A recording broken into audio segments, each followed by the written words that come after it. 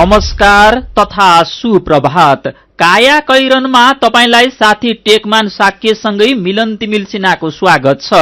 काया कैरन उज्यालो रेडियो नेटवर्कसँगै उज्यालो अनलाइन र मोबाइल एप्लिकेशनबाट एकसाथ प्रसारण भइरहेको छ। आज 2078 साल असार 17 गते बिहिबार, असार कृष्ण पक्षको सप्तमी तिथि, सन् 2021 जुलाई 1 तारिख।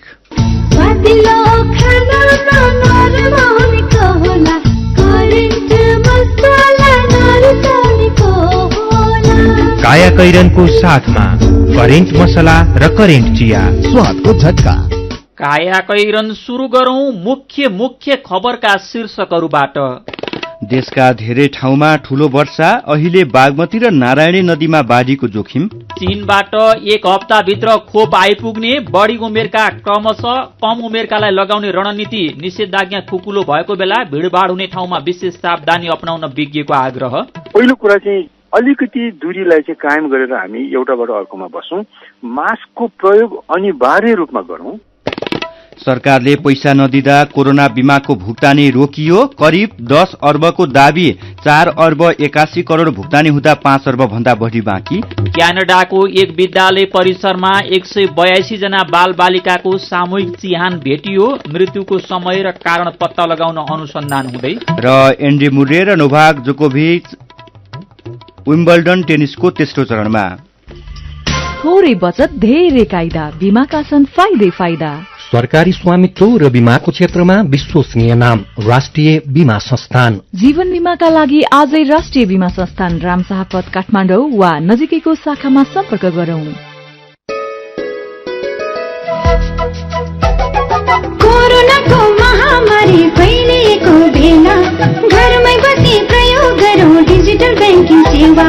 स्वस्थ रही आफू बचाऊ, अरूलाई नि बचाऊ। डिजिटल ब्याङ्किङ सजिलो छ, नेपाल ब्याङ्क नै रोजौं, नेपाल ब्याङ्क नै रोजौं। हजुर, कोरोना महामारीबाट आफू पनि बचौं, अरूलाई पनि बचाऊ। नेपाल ब्याङ्क लिमिटेड, नेपालको पहिलो ब्याङ्क। संस्कार र संस्कृति के हो भन्ने त सबले बिर्सिसके आजकल।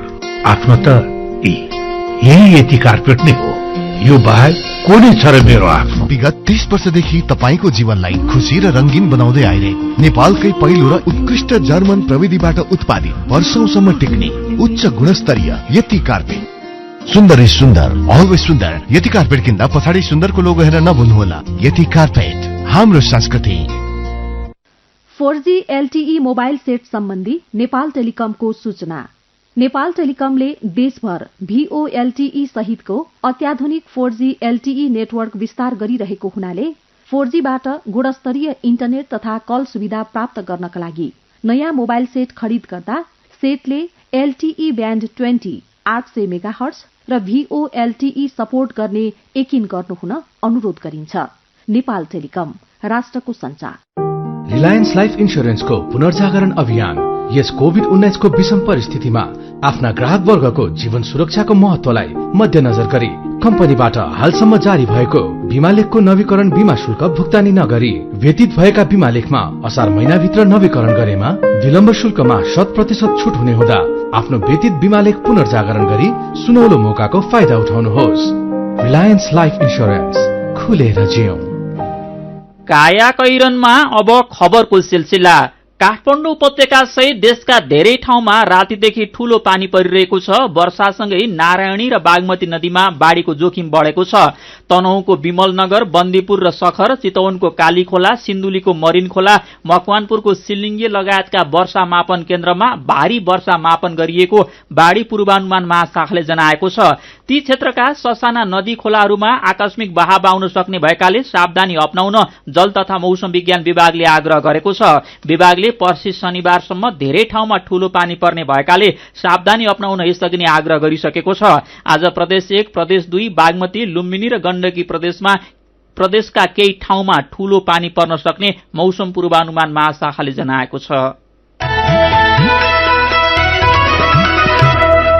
सरकारले चीनबाट ल्याउने भनेको कोभिड-19 विरुद्धको भेषसेल खोप केही दिनभित्रै आइपुग्ने भएको छ। केही तलमाथि नपरे 1 हप्ताभित्रै 10 लाखदेखि 20 लाख मात्रा खोप आउने सम्भावना रहेको स्वास्थ्य मन्त्रालयका अधिकारीको दावी छ। पहिलो लटमा 10 लाखदेखि 20 लाख मात्रासम्म आउने सम्भावना छ। जम्मा 40 लाख मात्रा भेरोसेल खोप ल्याउने कुरा भएको हो। मन्त्रालयका एक अधिकारीले भन्नुभयो, यसबारे सूचना भने सार्वजनिक गरिएको छैन। ती अधिकारीले नन डिस्क्लोजर एग्रिमेन्ट अनुसार ल्याउन लागि बताउनुभयो। तत्काल खोप नपाइरहेको अवस्थामा चिनिया कम्पनीको शर्तले खोपको मूल्य सार्वजनिक नगर्ने सहमति अनुसार सरकार खोप ल्याउन बाध्य भएको हो। मन्त्रालयका अर्का उच्च अधिकारीले भने यसअघि सरकारद्वारा खरिद गरिएको कोभिसिल्ड खोपको दाँजोमा भेरोसेलको मूल्य दोब्बर भन्दा बढ़ी परेको छ। पहिलो लटको 10 लाखदेखि 20 लाख मात्रा बाहेक थप खरिदमा उल्लेख्य रूपमा मूल्य कम हुने गरी दुवै पक्षबीच अनौपचारिक कुरा भएको स्रोतले बतायो। राष्ट्रिय कोभिड खोप कार्ययोजना अनुसार बढ़ी उमेरबाट क्रमशः कम उमेरलाई खोप लगाइने रणनीति सरकारको छ। 62 देखि 64 वर्ष उमेर समूहकालाई खोप सुनिश्चित गरेर अरूलाई पनि खोप लगाइने स्रोतको भनाइ छ। भेरोसेल 18 वर्षमाथिका सबै उमेर समूहलाई दिन सकिन्छ। आजको कान्तिपुर दैनिकमा खबर प्रकाशित छ। काया कैरनमा अब कोरोना क्याप्सुलको पालो। कोरोना क्याप्सुल लिएर आउनु भएको छ गोपाल गुरागाई।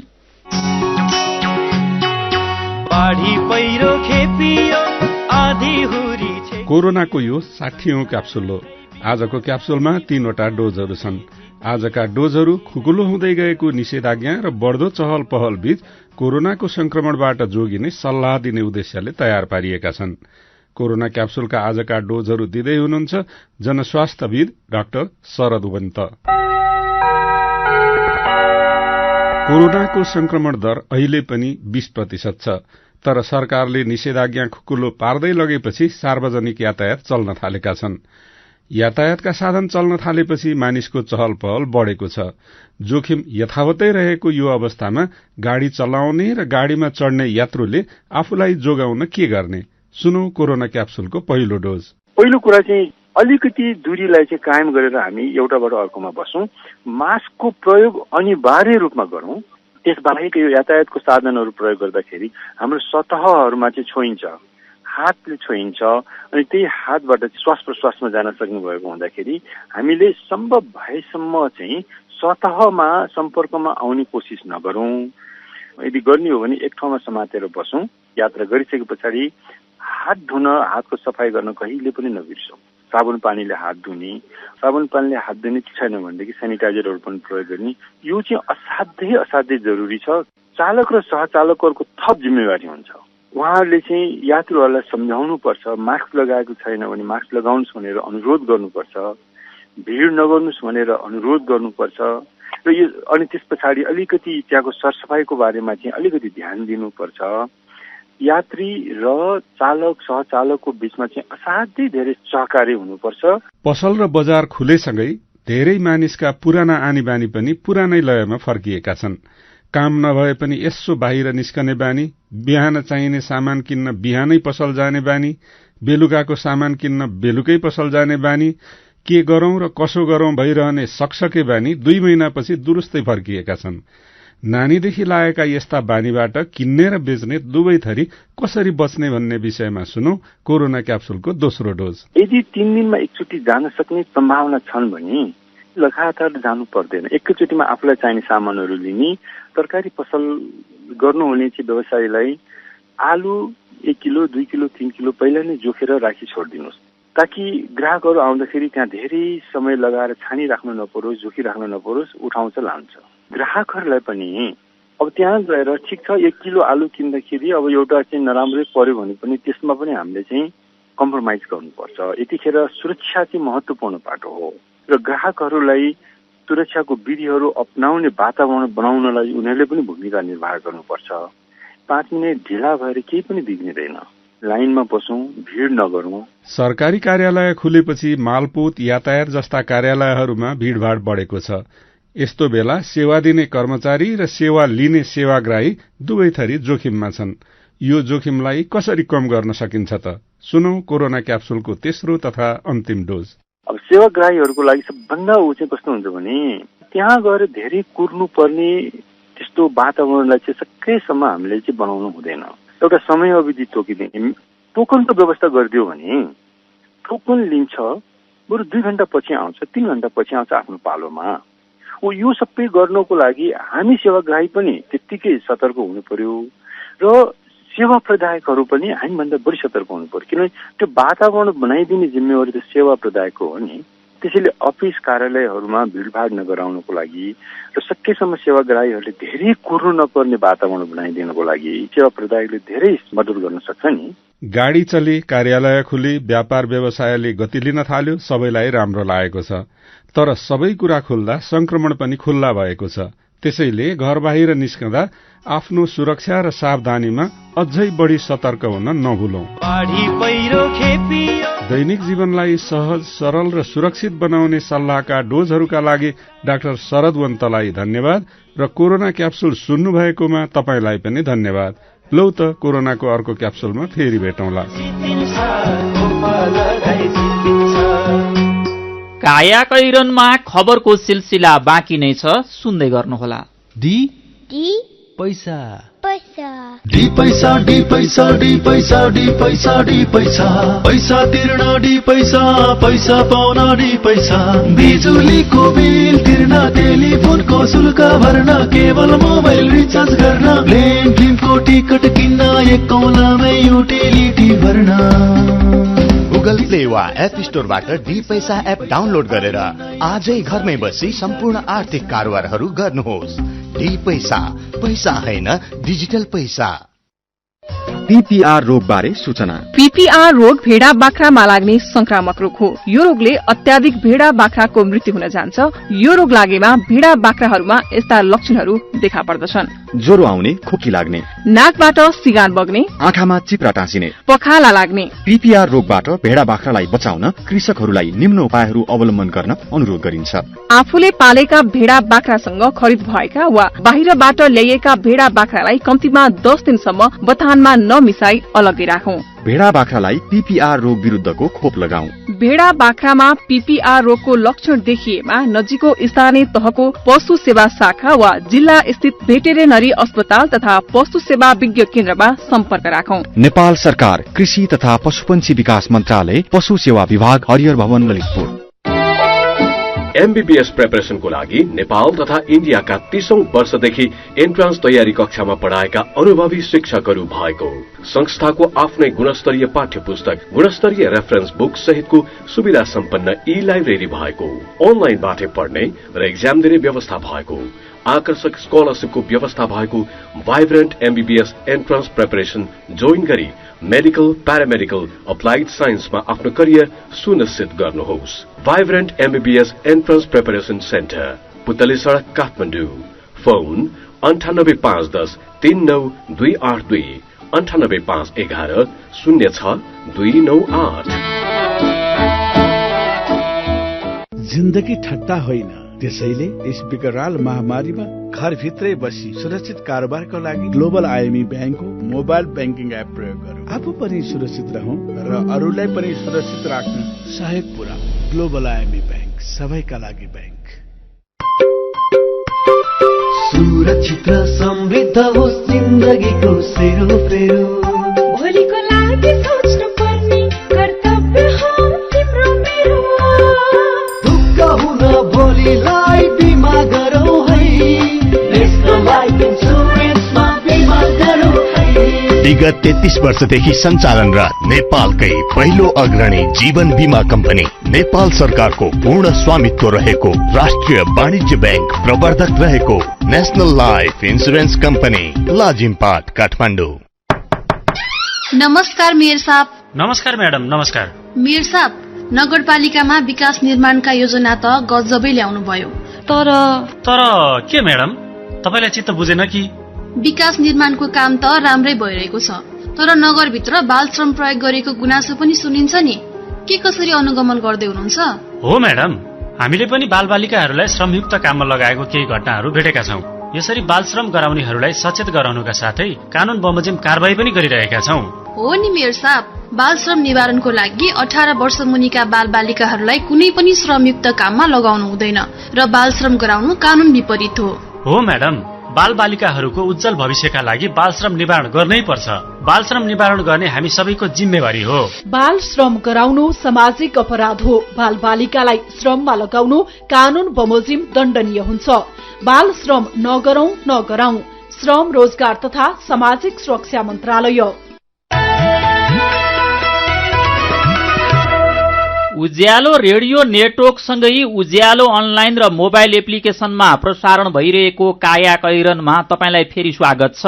यतिन्जेल हामीले देशका धेरै ठाउँमा ठूलो वर्षा, अहिले बागमती र नारायणी नदीमा बाढ़ीको जोखिम, चीनबाट एक हप्ताभित्र खोप आइपुग्ने, निषेधाज्ञा खुकुलो भएको बेला भीड़भाड़ हुने ठाउँमा विशेष सावधानी अपनाउन विज्ञको आग्रह लगायतका खबर प्रस्तुत गर्यौं। अब बाँकी खबर। नेकपा एमाले महाधिवेशन आयोजक कमिटिलाई पदाधिकारीहरू सहितको केन्द्रीय कमिटिमा रूपान्तरण गर्ने निर्णय गरेको छ। त्यस कमिटिमा माओवादी केन्द्र छाडेर आएका रामबहादुर थापा लगायतका नेता पनि समेटिएका छन्। माओवादी केन्द्र पृष्ठभूमिका थापा, टोपबहादुर रायमाझी, लेखराज भट्ट र मणि थापालाई स्थायी कमिटिमा राख्ने निर्णय पनि भएको छ। स्थायी कमिटिमा ओली समूहका विष्णु रिमाल, रघुवीर महासेठ र नेपाल समूहका रघुजी पन्त र बेदुराम भूषाललाई पनि राखिएको छ। नेपाल समूहले भने हिजोको निर्णयलाई अर्को जाल झेल र अल्मल्याउने निर्णयका रूपमा बुझेका छन्। यस विषयमा समीक्षा गर्न खनाल नेपाल समूहले आजका लागि आफ्नो पक्षको स्थायी कमिटी बैठक बोलाएको छ। एमाले प्रवक्ता प्रदीप गेवालीले हिजोको बैठकले नेपाल सहितका नेताहरूमाथि गरेको कार्यवाही पनि निष्क्रिय पारेको जानकारी गराउनु भएको छ। तर तल्ला कमिटिहरूमा पनि नेपाल समूहका नेता कार्यकर्ता कार्यवाही र निलम्बनमा परेका छन्।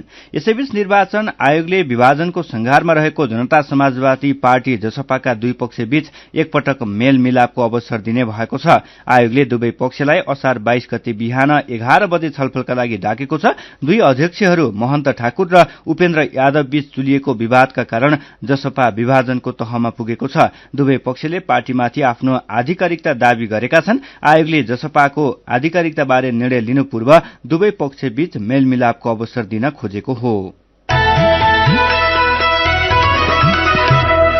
प्रतिनिधि सभा विघटनको मुद्दामा सरकार पक्षका कानून व्यवसायीले राष्ट्रपतिको निर्णयमा केन्द्रित भएर कानूनी प्रतिरक्षा गरिरहेका छन्।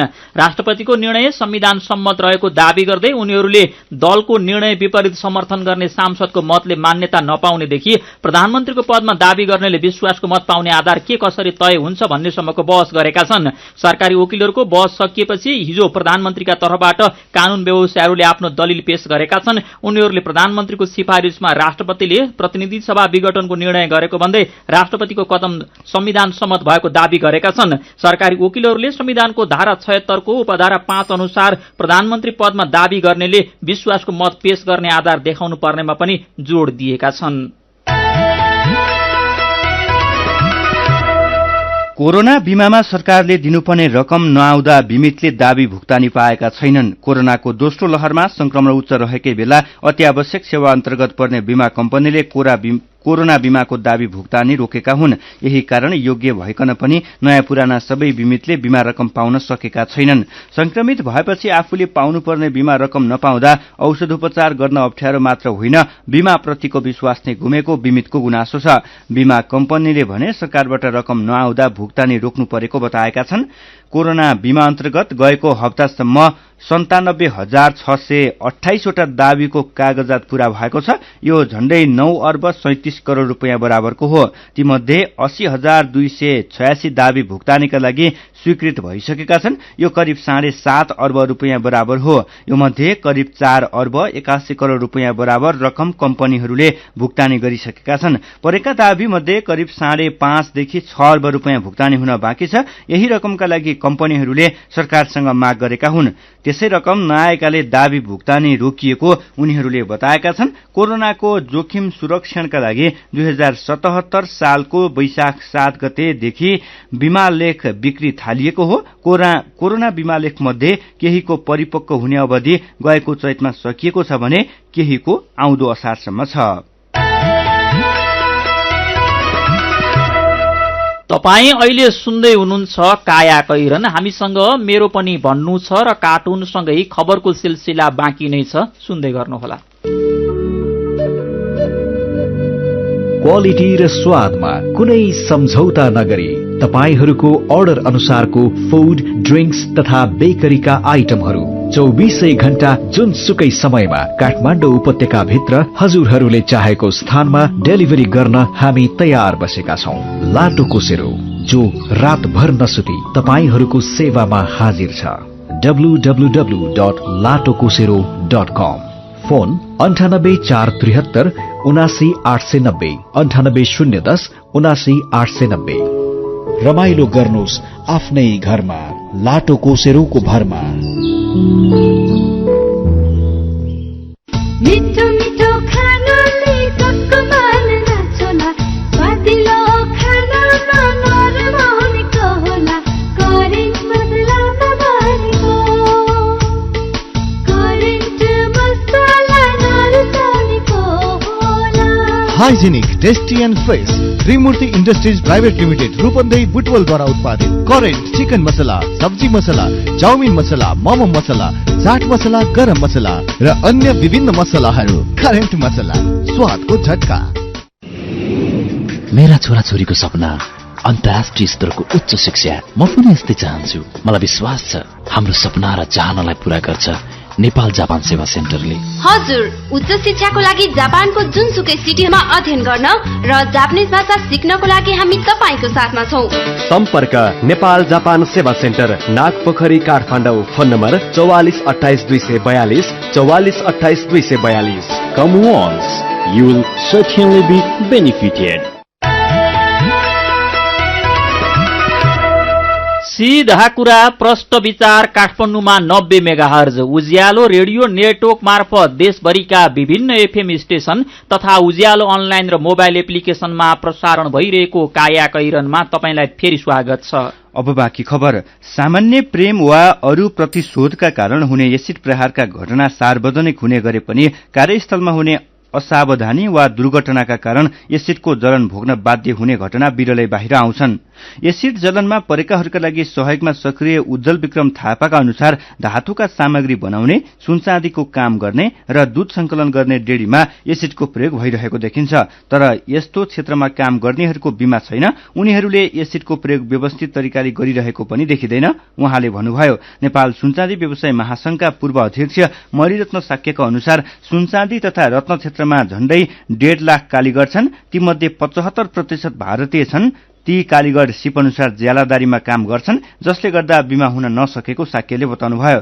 सुनचाँदी जोड्न र सफा गर्न एसिड नभई हुँदैन। एसिड नहुँदा पुरानो गहना, धातु, पित्तल रिफाइन हुँदैन। उहाँले भन्नुभयो, पसलका कर्मचारी तलबमा हुन्छन्, तर उत्पादनमा काम गर्ने कालीगर आफ्नो सिप र काम अनुसार कमाउँछन्। जति काम गर्यो ज्याला जम्मा हुँदै जान्छ, बीमा हुँदैन।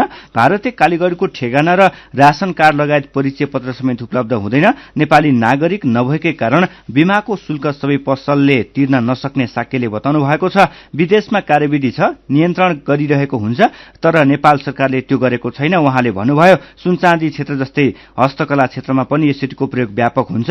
श्रमिक पनि लाखौं छन्, तर उनीहरूको पनि बीमा भएको छैन।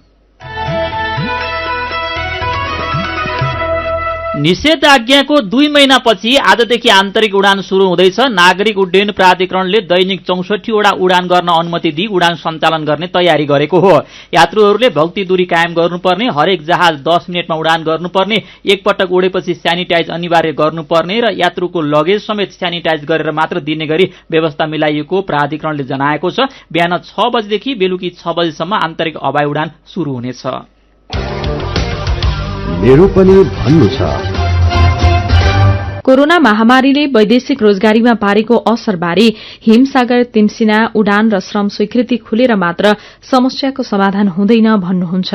उहाँ गुनासो पोख्दै लेख्नुहुन्छ, वैदेशिक रोजगारी खास गरी खाड़ी देशबाट छुट्टीमा नेपाल आएका हामी जस्ता हजारौं युवाहरू अहिले नेपालमा कोरोना विरूद्धको 2 डोज खोप लगाउन नपाएर फर्किन पाएका छैनौं। सरकारवाला निकायले हामीलाई यथाशीघ्र खोपको व्यवस्था गरेर समस्याको समाधान गरोस्।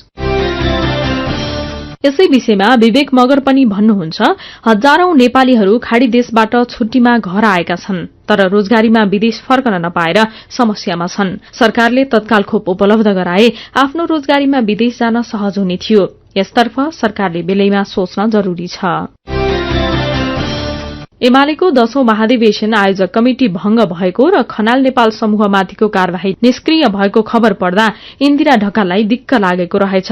उहाँ लेख्नुहुन्छ, यो राजनैतिक भाँडभैलो सुन्दा पनि साह्रै दिक्क भइसकियो। दूरगामी विकासका कुरा जति पाखा लगाएर निकासको नाममा खिचलो, सधैँ उस्तै, खोइ स्थिरता नै हुँदैन। अनि देशका धेरै जिल्लाहरूमा निषेधाज्ञा कायमै रहेको विषयमा रामनारायण सिंह भन्नुहुन्छ, निषेधाज्ञाले समस्या समाधान हुँदैन। रोगको समस्या भन्दा भोकको समस्याले मान्छे बढ़ी त्रसित छन्। त्यसैले अब स्वास्थ्य सुरक्षाका साथ निषेधाज्ञालाई निषेधित गर्नुपर्दछ। विचारका लागि तपाईंलाई धन्यवाद। मेरो पनि भन्नु छ। मेरो पनि भन्नु छ प्रस्तुत गर्दै हुनुहुन्थ्यो साथी राधा ढुङ्गाना। काया कैरनमा अब विदेशको खबर। क्यानाडाको एक पुरानो विद्यालय परिसरमा 182 जना बालबालिकाको सामूहिक चिहान भेटिएको छ। सन् 1890 मा रोमन क्याथोलिक प्रशासन अन्तर्गत खोलिएको क्याम्पसुल्प्स इण्डियन आवासीय विद्यालय परिसरमा बालबालिकाहरूको सामूहिक चिहान भेटिएको हो। स्थानीय आदिवासी नागरिकलाई शिक्षित बनाउने उद्देश्यले स्थापना गरेको विद्यालय सन् 1970 सम्म सञ्चालनमा आएको थियो। अहिले भने यो विद्यालय बन्द रहेको छ। उनीहरूको मृत्युको कारण र समय पत्ता लगाउन अनुसन्धान भइरहेको त्यहाँको स्थानीय सरकारका अधिकारीहरूले बताएका छन्। अब खेल खबर। बेलायती एन्डी मुर्रे विम्बल्डन टेनिसको तेस्रो चरणमा प्रवेश गरेका छन्। जर्मनीका ओस्कार ओट्टेलाई हराउँदै मुर्रे विम्बल्डन टेनिसको तेस्रो चरणमा पुगेका हुन्। यस्तै नोभाक जोकोभिच पनि विम्बल्डन टेनिसको तेस्रो चरणमा प्रवेश गरेका छन्। दक्षिण अफ्रिकाका केभिन एन्डरसनलाई पराजित गर्दै जोकोभिचले तेस्रो चरणमा स्थान बनाएका हुन्। विश्व नम्बर 1 समेत रहेका सर्बियन जोकोभिचले एन्डरसनलाई 6-3, 6-3 र 6-3 को सेटमा पराजित गरेका हुन्। कायाकैरनमा अब केही खबर संक्षेपमा। म्याग्दीको मंगला गाउँपालिका 2 सिमलचौरको मिठौलामा हिजो बेलुकी भएको जीव दुर्घटनामा 2 जनाको ज्यान गएको छ। 6 जना घाइते भएका छन्। ग1 ज 7652 नम्बरको जीव पल्टिँदा बेनी नगरपालिका 5 डडुवाकी 20 वर्षीय सबिना भण्डारी र मंगला 1 पूर्ण गाउँका 13 वर्षीय विमल विकको ज्यान गएको जिल्ला प्रहरी कार्यालय म्याग्दीले जनाएको छ। काठमाडौँ उपत्यकामा 2 महिनापछि अस्तिबाट सार्वजनिक गाडी सञ्चालन आए पनि यात्रुको चाप भने कम देखिएको छ। सार्वजनिक गाडी भने अघिल्लो दिनको तुलनामा हिजो केही बढी गुडेका छन्। 5 दलीय विपक्षी गठबन्धनले संसद पुनर्स्थापना लगायतका विषयमा अदालतमा परेको मुद्दामा आफ्नो पक्षमा निर्णय गराउन प्रधानमन्त्री केपी शर्मा ओलीले न्यायालयलाई धम्की दिइरहेको आरोप लगाएका छन्। नेपालबाट 5 वर्षमा 11वटा क्षुद्रग्रह पत्ता लगाइएका छन्। नेपाल एस्ट्रोनोमिकल सोसाइटी नासोले सन् 2016 देखि गर्दै आएको खोजबाट पत्ता लागेका ती क्षुद्रग्रहले अस्थायी नाम सहित मान्यता पाएका छन्। भारतले सीमावर्ती क्षेत्रमा बल मिच्याइपूर्वक सड़क बनाउँदा दार्चुला सदरमुकाम खलंगादेखि ब्यास गाउँपालिकाको छाङ्गुरुसम्मको सम्पर्क टुटेको छ। यही बेला महाकाली नदीमा पानीको बहाव बढेपछि झन समस्या थपिएको खबर आजको नयाँ पत्रिकाले छापेको छ। कालीगण्डकी तिनाउ डाइभर्सन बहुद्देश्य आयोजनाको तल्लो तटीय क्षेत्रका बासिन्दाले विरोध गर्न थालेका छन्। आयोजनाको बाँध स्थल रहने भनिएको रम्बा गाउँपालिका नै यसको विरोधमा छ। केही दिन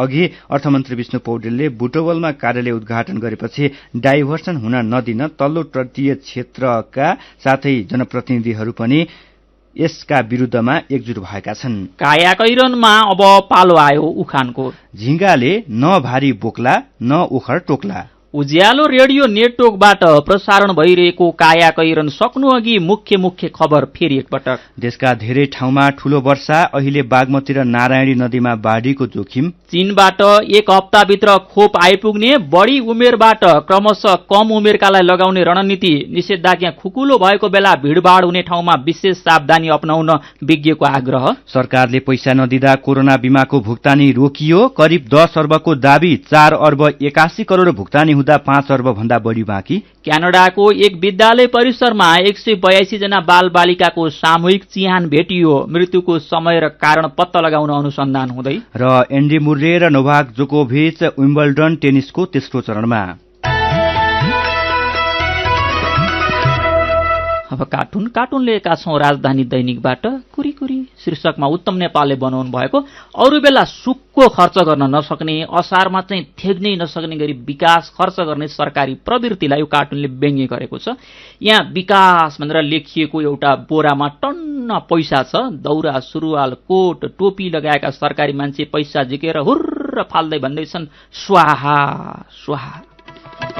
आजको कायाकैरन सकिएको छ। कायाकैरनबाट प्राविधिक साथी प्रवीण श्रेष्ठसँगै हामी पनि बिदा माग्छौं। कायाकैरन सुन्नुभएकोमा तपाईँलाई धन्यवाद। उज्यालो मोबाइल र अनलाइनमा प्रसारण भइरहेका रेडियो र अनलाइनका सामग्री भाइबरमा पनि उपलब्ध छन्। कोरोनाको संक्रमणबाट बच्न सकेसम्म घरभित्रै बसौं। काम विशेषले घर बाहिर निस्कनु परेमा मास्क लगाउन नबिर्सौं। नमस्कार।